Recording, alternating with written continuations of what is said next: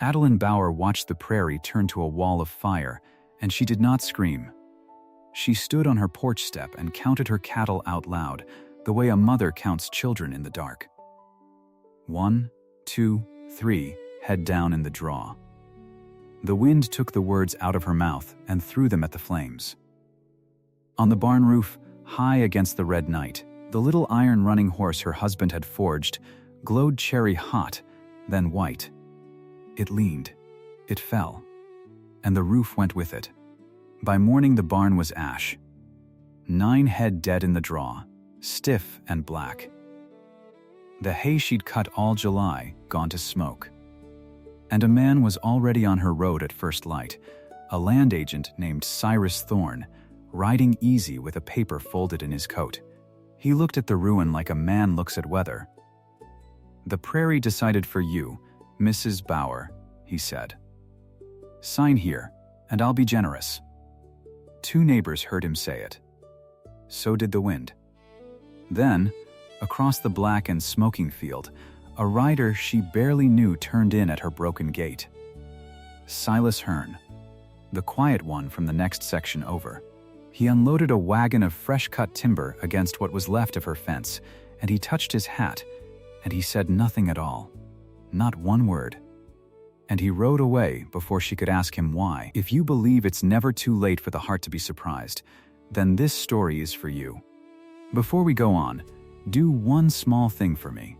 Subscribe so a widow's story isn't lost to the wind. And in the comments, tell me the town you're watching from tonight. I want to see how far Adeline's story travels before we're through. Now, let me take you back, and tell it slow, the way it happened. The Bauer place sat on a creek bottom near Harrow's Gap, in Kansas, in the year 1871. It was good land, and it had cost blood to make it so. Adeline and Josiah had broken that ground themselves, the 2 of them, 22 years before, with a single ox and their 4 hands. She could still remember the sod coming up in long black ribbons behind the plow. She could remember Josiah laughing at the size of the grasshoppers. They had built the house first. Small, then the barn. Big, because Josiah always said a man should shelter his animals better than himself. "A ranch is a promise you make to next year," he used to say. "You keep it or you die trying." He died 2 winters back. Not dramatic. His heart, out in the far field, on an ordinary Tuesday. She'd found him sitting against a fence post, like a man taking his ease. And that was that. 2 years a widow now, and she ran the place alone. 53 years old, wide through the shoulders from a life of lifting, gray coming in fast at her temples. Her hands were work-hardened, the knuckles thick. She was proud, and she knew she was proud, and she'd made her peace with it. When the churchwomen brought her pies that first winter, she'd thanked them, and eaten the pies, and never once let them see her cry. A body could get through most things if it didn't let anyone watch. She was behind on the note. That was the plain truth of it. $740 owed to the bank in town, and the whole of it due by first snow, which in that country meant 2 months, maybe less. But she was making it. She'd wintered a good herd 2 years running, sold in the spring for a fair price, and paid what she could each time. Mabel Quinn at the general store kept the town's accounts in a leather book, and Mabel had told her, kind and low, that she was closer to clear than half the men in the county. Adeline had held to that. Closer to clear than half the men. She'd say it to herself, milking in the dark. That summer was a dry one. Everybody said so. The old-timers on the store porch said it was the driest since '61, and then they'd get to talking about '61 the way old men do, circling a thing. That was the winter of the big blizzard, one of the Kessler brothers said, the day Adeline came in for coffee and nails, the one where old man Pruitt lost his whole flock in a single night.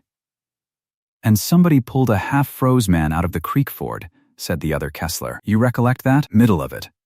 Nobody ever did say who went in after him. Somebody with more sand than sense," Mabel said, and the men laughed, and the talk moved on to the price of wire. Adeline paid her coffee and her nails and thought nothing of it. Why would she? It was old talk, the kind that came free with a store visit, and she had a fence to mend before dark. She loaded her wagon and drove home along the creek, and she did not once think of the quiet man on the next section, the one who never came to the socials, the one they called the Hearne place, as if it had no person in it at all. She had a note to pay, and a herd to grow, and a husband to be loyal to. She had no time for other people's old winters. The grass was brittle as straw by August. When the wind came up, it made a dry, hissing sound through the pasture. A sound she didn't like. She kept a plow ready and a barrel of creek water by the house, because on the prairie you learned to be afraid of two things above all others. One was drought. The other was what drought became. It came on a Thursday night, out of a clear dark sky, on the back of a dry lightning storm. She never even heard thunder. She heard the cattle first, that low, wrong lowing they make when they smell it before you do. She came out onto the porch in her nightdress with a lamp, and away to the west there was a light along the whole horizon, orange and moving, and she knew. She didn't scream. She has never, once, in her whole life, screamed. She pulled on Josiah's old boots, and she rode for the Kessler place, and hammered on their door. And the men came. And they came from the yacht place, too. 6 of them, 7, with plows and shovels and wet sacks. They cut a fire break. They plowed a black strip 40 feet wide between the fire and the buildings, and they set backfires against it, and for a while, for 1 hour, it looked like it would hold. The wind did not let it hold. The wind that night was a live thing with a grudge. It picked up a sheet of flame, and it threw it clear across the plowed break like a man skips a stone, and it landed in her south hayfield, and after that there was no stopping any of it. The hay went up like a struck match. The fire ran for the barn. They got what they could. Josiah always kept the good tools in the house, not the barn, and for that she has been grateful ever since. But the barn itself, the hay, the winter feed, the 9 heads she'd penned close for a sick calf she was doctoring, those she could not save. She stood on the porch step, and she counted them as the pen caught. She counted them out loud. And up on the ridge of the burning barn, the running horse weathervane, the one Josiah had beaten out of scrap iron in the year they married, the one that had turned over that roof for 20 years, glowed red and then white, and then gave up and fell into the fire with everything else. By dawn it was over, because there was nothing left to burn. The men stood in the black field, with their faces streaked, coughing, and one by one they came and put a hand on her shoulder and said the things men say, which are not much. And then they went home to see to their own. She thanked each one by name. She did not cry in front of them. She waited. She was still standing there when she saw a rider coming up the road in the gray light, and for a foolish half-second her heart said Josiah, the way it still did sometimes, before her head caught up. It was not Josiah. It was a stranger in a good coat, on a good horse, and he came on at an easy pace like a man with all the time in the world, and she knew before he opened his mouth that he was a buzzard come to the carcass. He introduced himself as Cyrus Thorne, land agent of the Meridian Land and Stock Company. He was sorry, he said, deeply sorry, for her terrible loss. He said it the way you'd read it off a card. And then he took a folded paper from inside that good coat, and he held it out, and he said the words that 2 of her neighbors were still close enough to hear. The Kessler brothers, packing their plow onto their wagon not 50 yards off. The Prairie decided for you, Mrs. Bauer, Cyrus Thorne said. A woman alone can't rebuild before winter. You know that, and I know that. Sign this, and the company will take the place at a fair figure, and you'll walk away with something in your pocket instead of nothing. Sign, and I'll be generous. Adeline looked at the paper. She looked at the man. Behind her the barn was a smoking heap, and her 9 head were black in the draw, and her whole winter was gone up into the morning sky. She had never in her life been closer to the edge of ruin than she was in that 1 minute. And she found, standing there, that she was not afraid of him. She was only tired, and under the tired she was angry, and the anger was clean and it held her up. "My husband and I broke this ground with our hands," she said. "I'll not sign it away to a stranger before the ash is cold. Good morning to you." Something moved behind Thorne's eyes. Not anger. Patience. He folded the paper back into his coat, and he settled his hat, and he smiled at her. A small, dry smile, and it was the smile that frightened her, more than any shouting could have. "First snow, then, Mrs. Bauer," he said. "I'm a patient man. We'll speak again." And as he turned his horse, she saw him do a strange thing. He did not look at the ruined barn. He did not look at the dead cattle or the burned hay. He turned in his saddle, and he looked, for a long moment, down the slope, past all of it, to the creek. To the water. Bright and quick and cold, running the same as it ran every day, the one thing on the whole place the fire couldn't touch. He looked at her creek the way Thorne looked at her ruin, like weather he already owned. Then he rode away. She didn't understand it then. She filed it away, the way you file a thing you don't like the shape of. She spent that day and the next hauling dead stock and salvaging what iron and hinge and nail hadn't melted.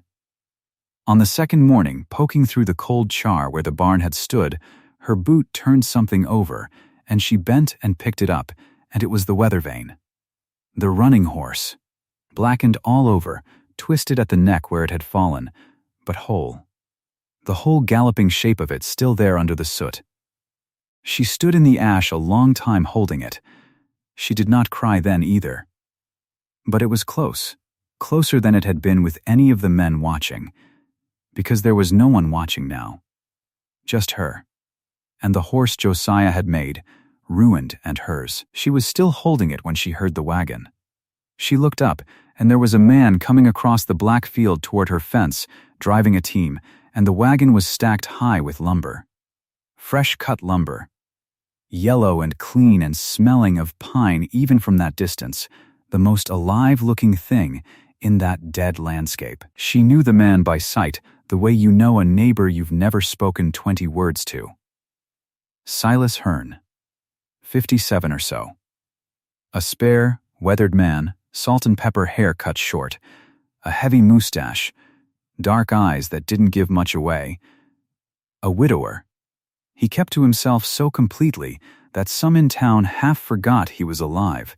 He drove up to the remains of her east fence, the one nearest where a barn would go, and he set the brake and climbed down. And then, without a word to her, without so much as a good morning, he began to unload the lumber.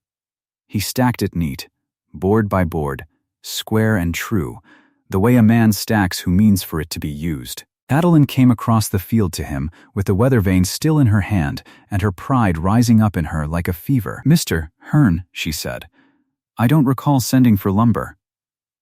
"No," he said. He kept stacking. "Then I can't take it," she said. "I've no way to pay you for it, and I don't take charity." He set down a board. He straightened up and looked at her, and it was not an unkind look, but it was a closed one, a door shut gentle but shut all the same. "It's not charity," he said. "Man had extra board.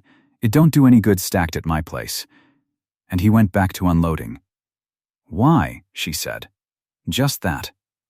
Why? And Silas Hearne did not answer her. He did not look at her. He unloaded his last 3 boards and squared the stack and folded the tailgate up and climbed back onto the wagon. And only then did he touch the brim of his hat to her, a small tired courtesy, and cluck to his team and drive away. He left the whole load. He left it, and he asked for nothing, and he did not say why, and she stood there holding her dead husband's iron horse and watched his wagon get small on the road, and she did not understand one bit of it. Pride is a strange engine. It had held her up in front of the churchwomen, and in front of the neighbors, and in front of Cyrus Thorne.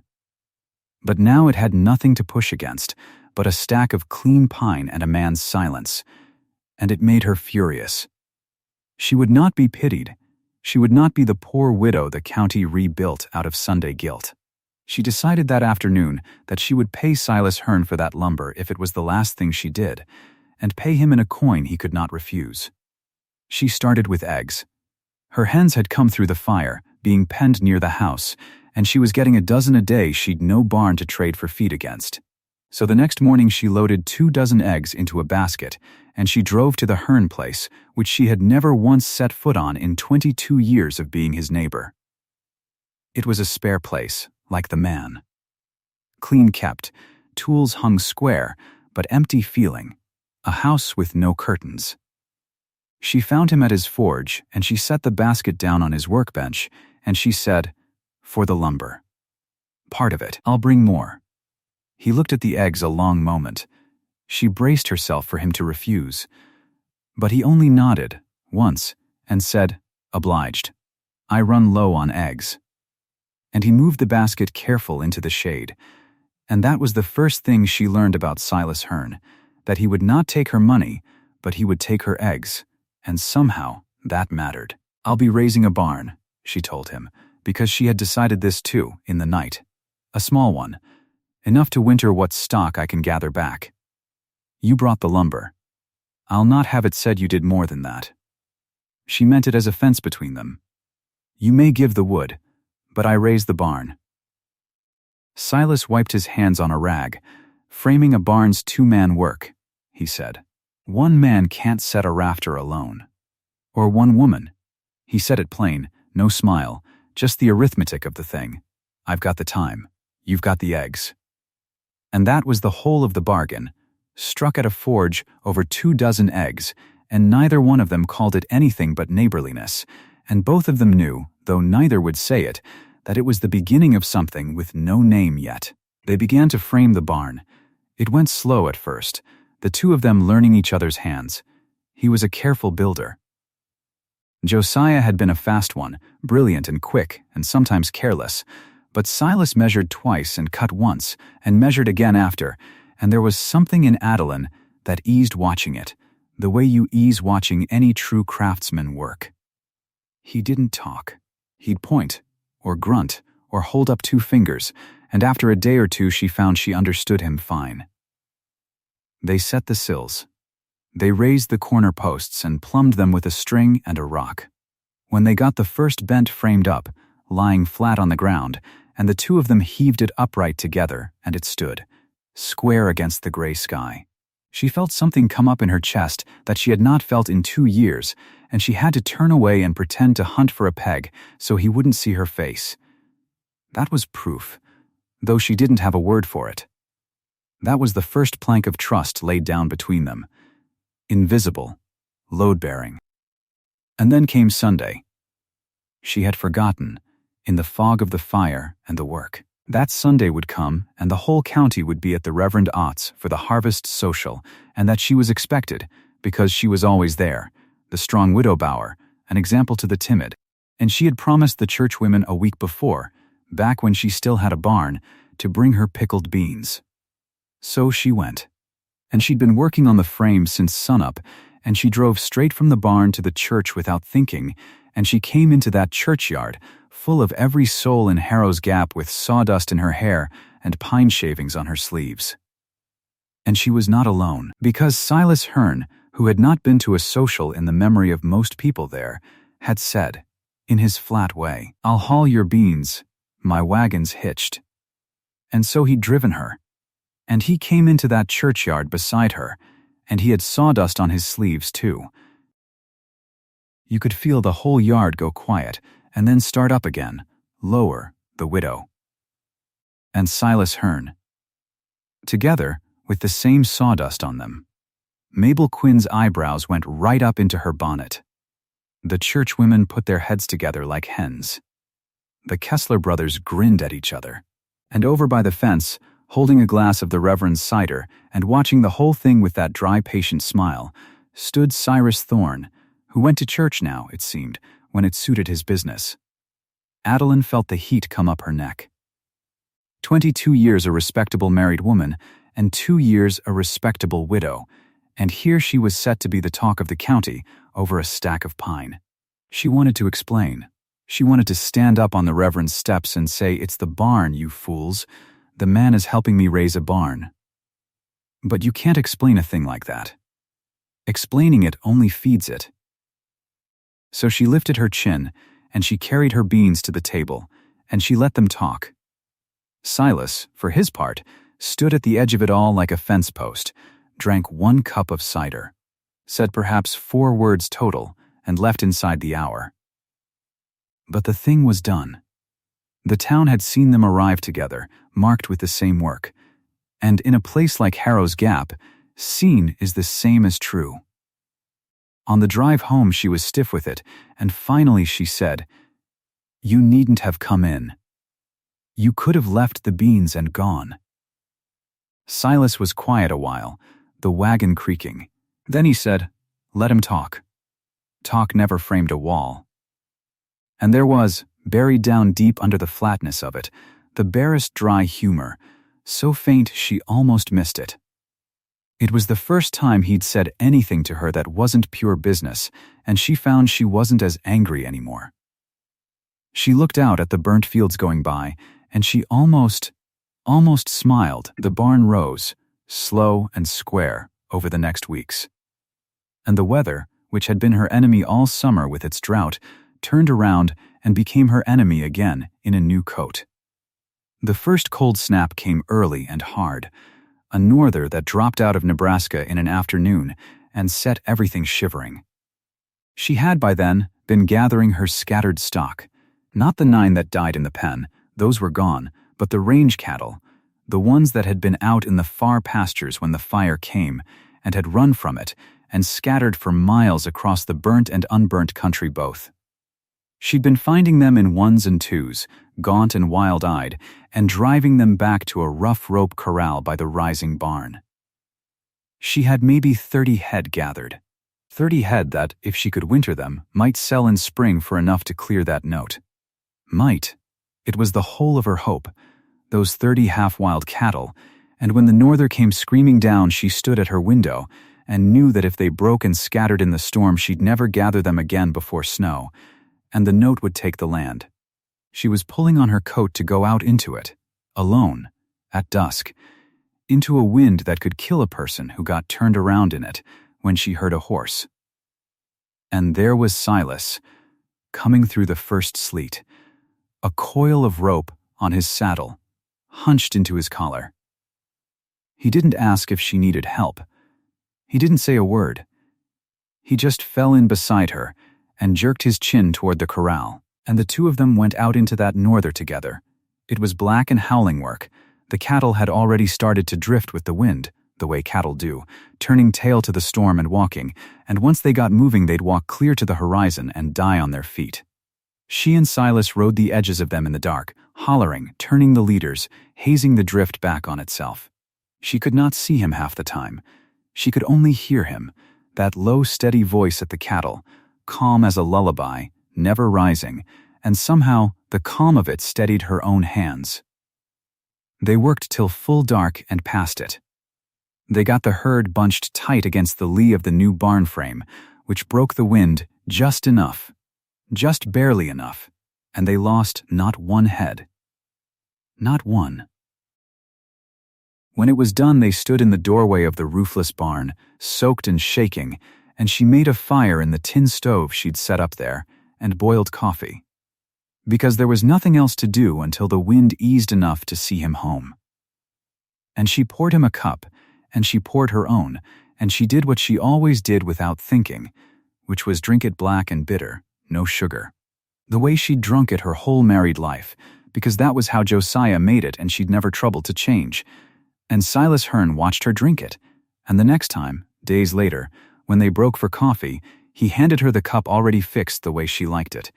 Bitter, no sugar. Without asking, without a word. And she understood that he had noticed.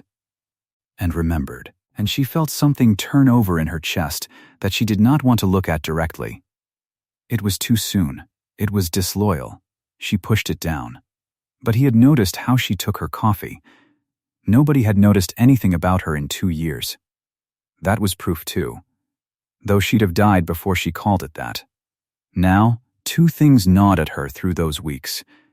Two questions she couldn't close. And I'll tell you them plain because they gnawed at her plain. The first was simple and cold. Could she meet the note before snow? 30 head, if they wintered, if the barn got its roof, if the weather held, if the price was fair in spring, that was clearing the note. Too many ifs, and only 2 months. The second question had no numbers in it, and it troubled her more. It was, simply, why? Why was Silas Hearne doing this? A man who went to no socials, who spoke to no one, who had ignored her existence for 22 years, had appeared out of her ash with a wagon of lumber and had given her weeks of his labor and asked for nothing but eggs. Men did not do that. Not for nothing. And every time she got near to asking him straight out, he would find a board that needed cutting or a horse that needed seeing to, and the question would close over unanswered, and she would tell herself she'd ask tomorrow. It was Mabel Quinn who cracked the first question open, and did it without meaning to. Adeline had gone into the store for roofing nails, near the end of it, with the frame near done and only the roof to go. And Mabel, weighing out her nails, said, in that low way she had of passing the town's news along with your goods, "You'll want to have a talk with the bank about that note, Adeline. I'd not wait. The note's mine to worry over." "Mabel," Adeline said, not sharp, just tired. "I've till first snow. That's just it." Mabel set down the scoop. She glanced at the door and lowered her voice. "The note's not with the bank anymore, hun. It got bought up. Bought clean out, the whole of it, a couple weeks back. A stranger. Come through with cash money and bought your paper and 2 others besides." Mabel's mouth went tight. "Fella from that Meridian Company." The store went very quiet in Adeline's ears. The stove ticked. Somewhere out front a wagon passed. She stood with her hand flat on the counter, and she felt the whole shape of it come clear at last.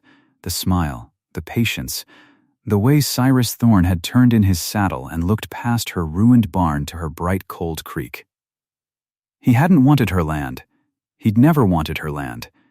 He'd wanted her water, the spring-fed creek that ran when every other creek for 10 miles went dry. And he had known that a woman who wouldn't sign her ruin away might still be foreclosed out of her water if the right man held her paper. He had not come to buy her out. He had come to run out the clock. And now he held the clock in his own 2 hands. "First snow," she said, out loud, not to Mabel. "What's that?" Mabel said. "Nothing." Adeline took up her nails. "Thank you, Mabel. Truly." And she walked out to her wagon on legs that didn't feel like her own, and she sat in it a while before she picked up the reins, looking at nothing. He held the note. Whatever she did now, however hard she worked, if she was $1 short or 1 day late by first snow, Cyrus Thorne could foreclose and take the land, and with the land the water. And there'd be no bank to reason with, no neighbor to co-sign. Nothing but a smiling man with a paper who had wanted her creek from the first cold morning of her ruin. The clock was his. She drove home in the failing light. And there was the barn, dark against the sky, taller and squarer than it had been that morning, because Silas had been working while she was in town, and she could see his lantern moving up on the frame where he was fitting a rafter alone in the cold, doing 2-man work by himself because she'd been gone, and asking nobody for anything. And something in her, some old proud wall that had held her up her whole life and held everyone else out, cracked right down the middle at the sight of that lantern moving on her barn. She had been treating it all wrong, she saw. She'd been keeping a ledger, his lumber against her eggs, his labor against her pride. Trying to stay square with him, stay clear of him, stay loyal to a dead man by taking nothing that couldn't be paid back. But you cannot pay back 30 head saved in a norther with eggs. You cannot pay back a man who fixes your coffee the way you like it without asking. Some things aren't a debt. Some things are a gift, and the only way to answer a gift is to give one back, and there was only one gift she had left that meant anything. She went into the house. She lit the lamp. And she went to the chest at the foot of the bed, where Josiah's carpenter tools had lain wrapped in oilcloth for 2 years, untouched. Because touching them was more than she could do. The good chisels, the bright saw, the plane he'd oiled every Sunday of his life. She'd kept them like relics, like touching them would be letting him go, and letting him go would be a betrayal. She knelt there a long time with her hand on the oilcloth. Then she gathered the tools up in her arms, all of them, heavy and cold and smelling of oil and of him, and she carried them out across the dark yard to the barn. Silas came down off the frame when he saw her coming with her arms full, and he met her at the doorway, and he looked at what she carried, and he understood what it was, and for once his closed face opened, just a little, in something like alarm. "Mrs. Bauer," he started. "Those are my husband's," she said. "I know whose they are." Her voice was steadier than she felt. She held them out to him. "You've been fitting my rafters with a poor man's dull iron. Josiah kept the best edge in the county. Finish it with these." He didn't take them. She pushed them at him. "Take them, Silas. He'd want the good chisels used, not rusting in a box. A tool that doesn't cut is just grief with a handle on it." And Silas Hearne took the tools from her arms, careful, the way you'd take a sleeping child, and he looked down at them, and then up at her. And whatever he saw in her face, he didn't argue. He just nodded, and his throat worked, and he said, "Lo, I'll keep his edge on him." They didn't speak of it again. But something had changed. In that doorway, in the lantern light, with the dead man's tools passing from her arms to his. The barn stopped being a thing she suffered him to help her build. It became, without a word said, a thing they were building together. That night, because it was late and cold, and the roof was near enough done to shelter the little stove, she brought bread and cold beef, and they ate supper sitting on 2 sawhorses inside the half-built barn, the lantern between them, the new pine glowing gold all around, the smell of shavings and coffee, and the good cold night. And she told him, because it had to be told to someone, about Thorne, and the note, and the water, and the clock that was now his to run. Silas listened all the way through without a word. Then he was quiet a while, turning his cup. And at last he said, in that flat, dry way of his, "Man wants your water that bad, he's already lost. A thing you want that bad makes you stupid." And there was such plain contempt in it, and such certainty, that it struck her sideways as almost funny, the whole terrible thing suddenly small in his mouth, and she laughed. It came up out of her before she could stop it, the first true laugh in 2 years, surprising them both. Silas looked at her laughing. And slow, under that heavy mustache, one corner of his mouth turned up, not much, but it was a smile, the first she'd ever gotten from him, and it changed his whole weathered face. "You've a low opinion of Cyrus Thorne," she said, when she'd got her breath. "I've a low opinion of most everybody," he said. "Present company generally accepted." He set down his cup. "You'd best call me Silas, seems like. Mr. Hearne's for the store." "Then it's Adeline," she said. "Not Mrs. Bauer. I've had enough of Mrs. Bauer for one autumn." "Adeline," he said, trying the shape of it, like a man testing a plank to see would it bear weight, and the lantern burned between them in the good pine dark, and the note lay out there in Cyrus Thorne's pocket ticking toward first snow, and neither of them yet knew the thing I know, the thing you'll want to stay for. Because there was a reason Silas Hearne had come out of her ashes with a wagon of lumber and asked for nothing. There was a reason he wouldn't say why. It went back 20 years, back to a winter and a creek ford and a half-frozen man nobody could name, and when Adeline finally learned it, it would not draw them together at all. It would nearly tear them apart. The frost came in on a Tuesday. Adeline woke to find the water buckets skinned over with ice, and the grass out past the yard gone silver and stiff. Every blade furred white and bent the same way the wind had left it. She stood in the doorway with her shawl pulled tight and looked at it. 2 months, Thorne had said. First snow. And here was the frost. the frost that comes before the snow, laying its cold hand on the ground like a man setting his palm flat on a table to say the game is nearly done. But the barn was up. That was the thing. That morning she could stand in her own doorway and see it standing against the pale sky, the ribs of it filled in now, the roof half-shingled, smelling still of green pine and pitch. It was not painted. It had no weathervane, but it stood. And 30 head of her cattle, the ones they'd pulled back out of the draws and gathered up off the scorched sections, stood inside its half-shelter-breathing steam, alive, because of that barn. Silas came most mornings now. He never sent word. She'd hear the wagon on the road before the sun was full up, the axle's particular complaint, the plodding of that big gray mare of his, and by the time she had the coffee on, he'd be at the well or up on the roof already, working, as if he'd simply picked up where he set down the evening before.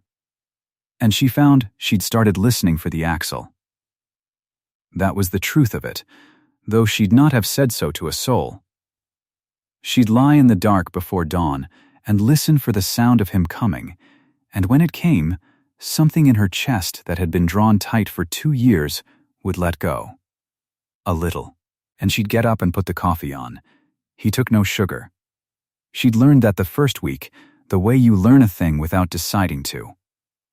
He drank it black and bitter, standing, both hands around the cup, looking out at whatever he was about to build. Josiah had drunk his that way.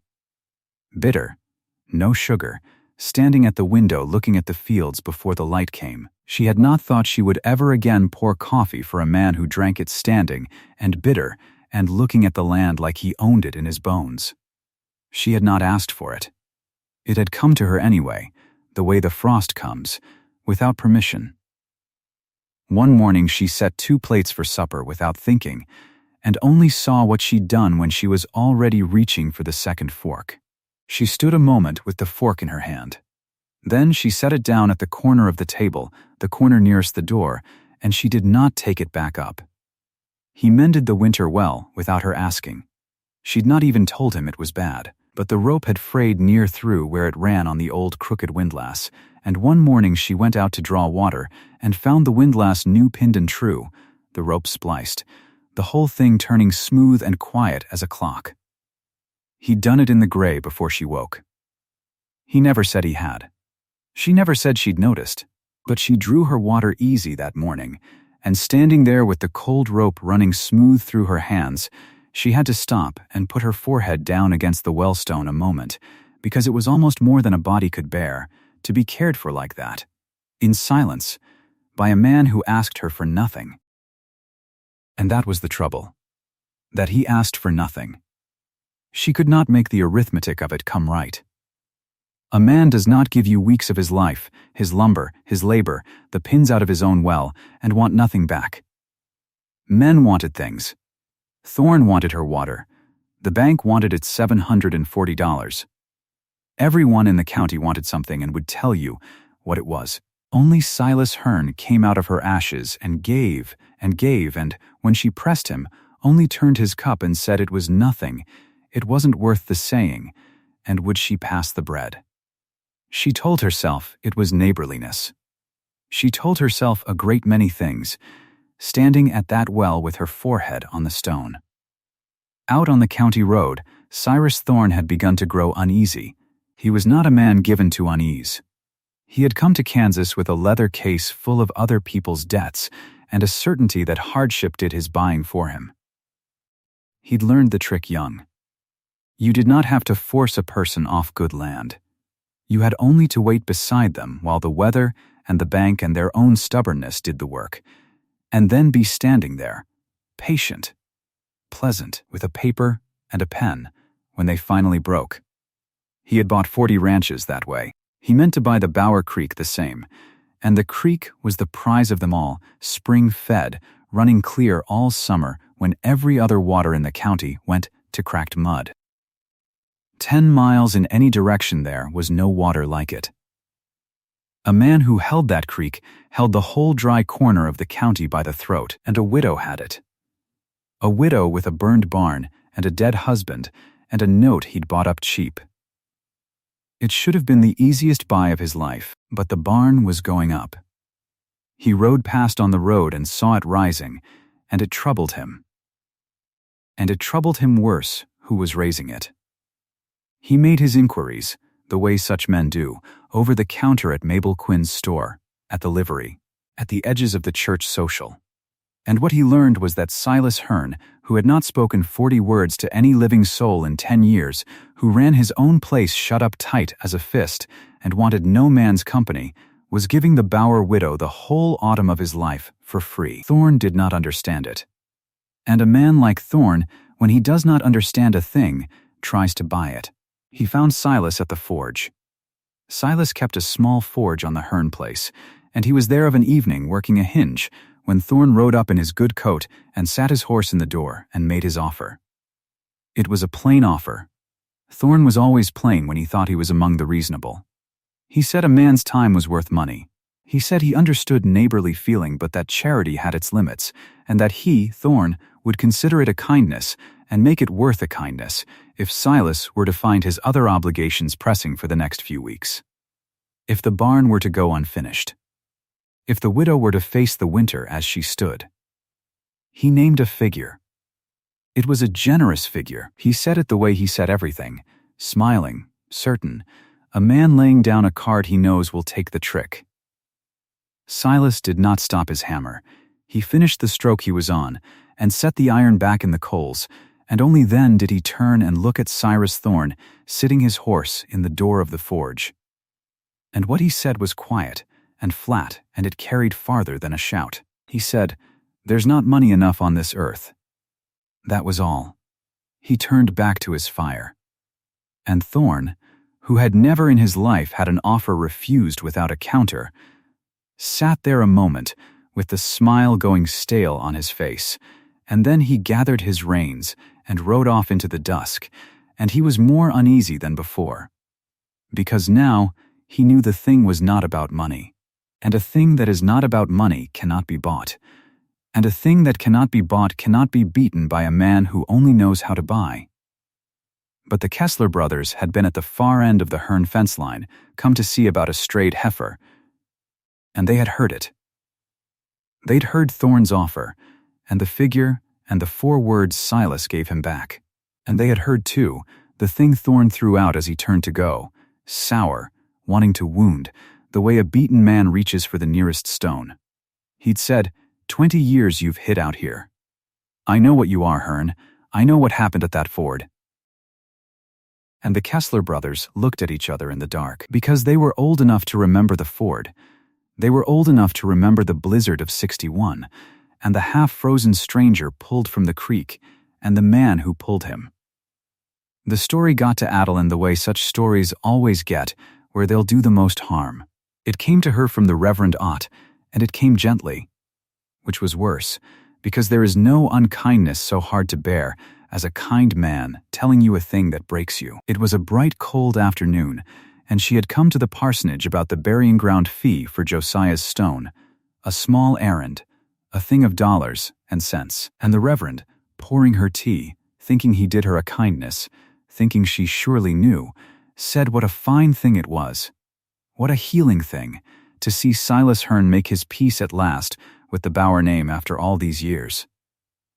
And she said she didn't take his meaning, and the Reverend, too far in now to stop, his face already changing as he understood she truly did not know, told her. He told her about the blizzard of '61.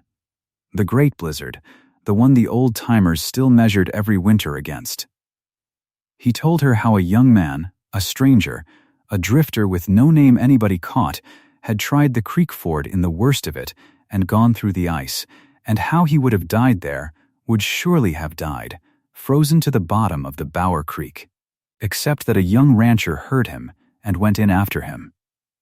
Went into the black water in a blizzard, on foot, with a rope round his own waist, and dragged the stranger out and hauled him up to the house and thawed the life back into him over 3 days, saved him. Asked nothing. Never spoke of it again. Not once in 20 years. Because that was the man he was, and the young rancher was Josiah Bauer. And the half-frozen stranger, the drifter with no name, who took the Hearne place 2 counties over the next spring and shut himself up in it, and never said why, was Silas. Adeline sat in the parsonage with the cup going cold in her hands and felt the whole autumn turn over and show her its other face. It was not neighborliness. It had never been neighborliness. Every board he'd raised, every morning he'd come, the mended well, the spliced rope, the coffee drunk standing and bitter, it was not for her. It was for Josiah. It was a dead man's debt. Silas Hearne owed her husband his life, had owed it 20 years, an unpayable thing, and he had come to her ashes to pay it the only way a debt like that can be paid, in labor, in silence, in the sweat of raising up what the dead man loved. He was not helping the widow. He was settling accounts with the ghost. She had thought she was being seen. She had thought, God forgive her, she had let herself think, and all the while she had only been the ledger the debt was written in. She thanked the Reverend. She did it steady. She had been steady over worse, and she drove home in the bright cold with her back straight and her hands quiet on the reins. And she did not weep. Because Bowers did not weep on the county road for the neighbors to see. Silas came the next morning. She heard the axle before the light, and she did not get up to put the coffee on. She was already dressed. She was already sitting at the table when he knocked, in her good dark dress, with her hands folded and the 2 plates put away, and only the 1 cup on the table, her own. He knew the moment he stepped in. Whatever he was, Silas Hearne was not a stupid man, and he read it off her the way he read weather off the sky. He stood in the door with his hat in his hands, and he did not come in. "You've heard it," he said. "I've heard it," she said. He was quiet a while. Then he said, "I meant to tell you. I never found the way. There's no need to find the way now." Her voice came out level and cool, and she was grateful for it. "It's told." She looked at him, at the big rough hands turning the hat, at the face she'd started, God help her, to watch for. "Josiah pulled you out of the creek 20 years back. And you've carried it since. And when my barn burned, you saw your chance to set it down, to pay him. That's the whole of it, isn't it?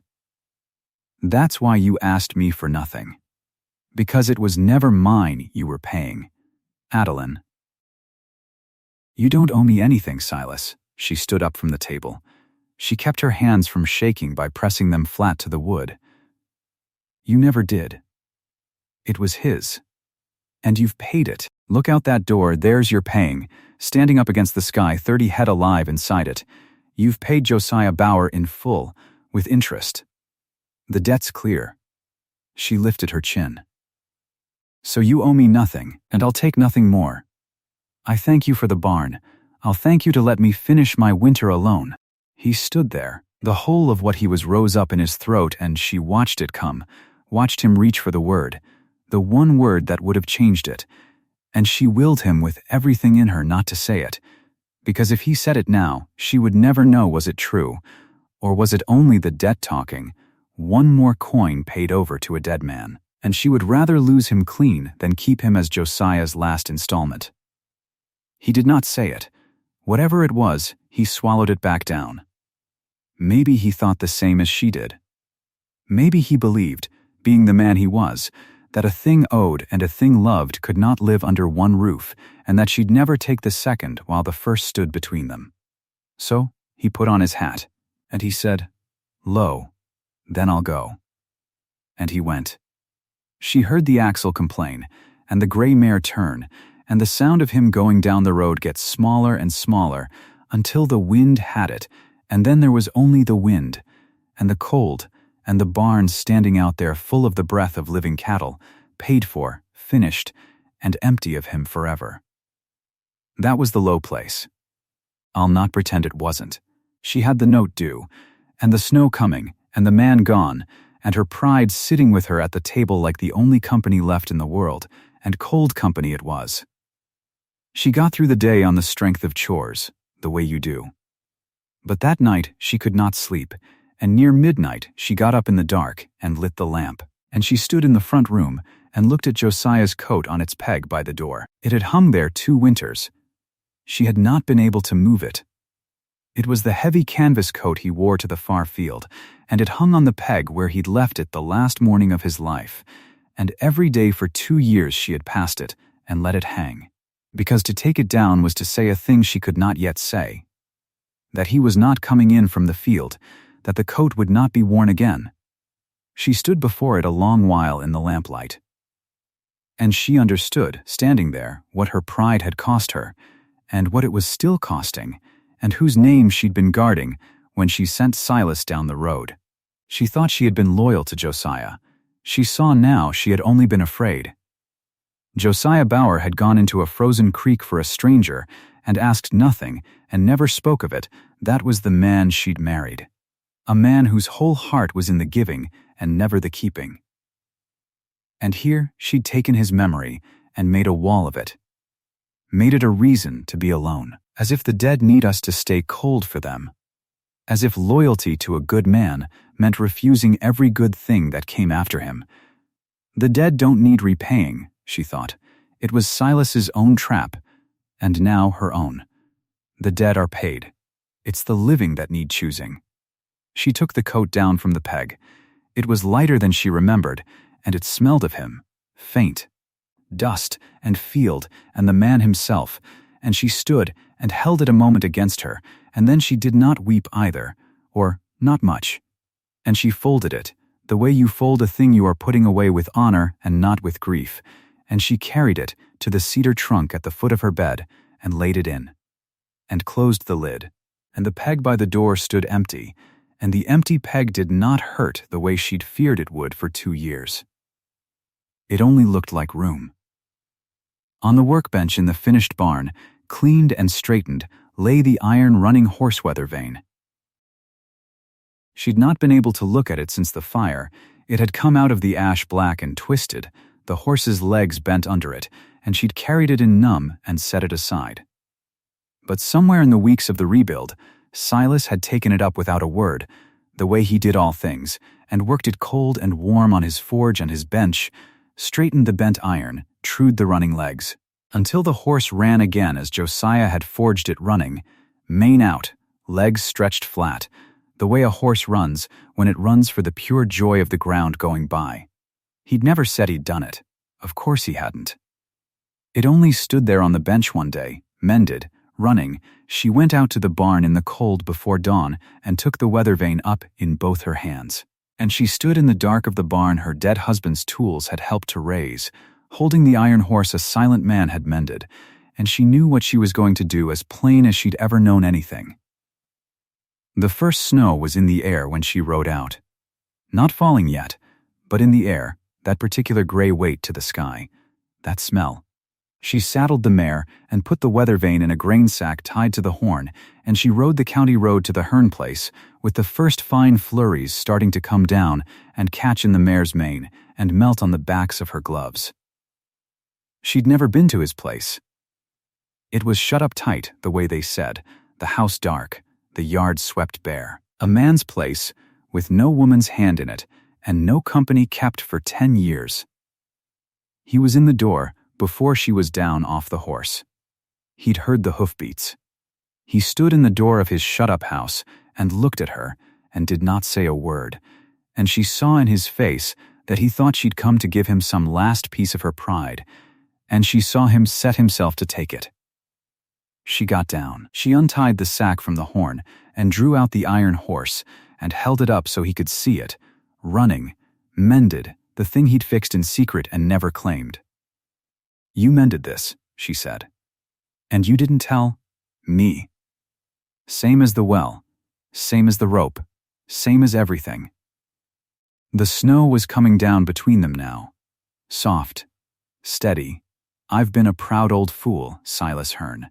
I sent you off because I couldn't bear to be a dead man's debt. And you let me, because you couldn't bear to be a live woman's charity. And between the two of us and our great tall pride, we near threw away the one good thing either of us had left." She took a breath. Her voice was not so steady now, and she let it not be. "Josiah's paid. I put his coat away last night. He's paid, and he's at peace, and he'd be the first to tell us both to quit standing out in the snow like a pair of stumps. She held the horse out toward him, the iron cold and running between them.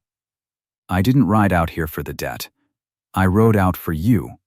Now, are you going to help me raise this on my barn? Or aren't you? And Silas Hearne, who had not wept in 20 years, who had climbed out of a frozen creek and made himself hard as the iron he worked, so no debt and no grief could ever get its hooks in him again. Silas came down off the step into the falling snow and took the running horse in one hand and her two cold hands in his other, and he bowed his gray head over them, and she felt the shake go through him. And neither of them said the word yet. But they didn't need to. It was said all the same, in the snow, over the iron horse, said in every way but the saying. The note was due, and the snow had come. So they did the thing that had to be done first. The stock buyer was in Harrow's Gap, and the herd had to reach him. The 30 head wintered alive in the new barn, and they had to reach him before Thorne's paper came due, which was to say they had to drive cattle the long, cold road to town in the teeth of the first real norther of the year. They did it together. 2 days on the road, the snow driving sidelong, the cattle bunched and bawling, and the two of them working the flanks of the herd in the white dark, wordless, each knowing where the other would be without looking, the way you only know it with a body you've worked beside long enough to trust with your life. The barn had kept the stock alive to be sold. That was the whole arithmetic of it, in the end. No barn, no wintered stock, no $740, no money, no land. Every board they'd raised together had been, though neither had said it, a plank laid down against this exact cold road, this exact snow, this exact banknote ticking in a land agent's pocket. They reached the stock buyer with the herd gaunt, but alive. And the price was fair. And it was enough. It was, to the dollar, enough. The buyer counted it out, and Adeline folded the draft into her glove, and she and Silas stood in the buyer's cold yard and looked at each other, and something passed between them that was better than any word. The plain, hard joy of two stubborn people who have outworked the weather, and the wolves both. Cyrus Thorne, meanwhile, certain of his victory, had gone to the Harrow's Gap land office and filed his paper to foreclose. He did it in the way of such men, publicly, pleasantly, on the appointed day, in front of whoever cared to see, because part of the pleasure of it for him was the seeing. He wanted the town to watch the widow lose.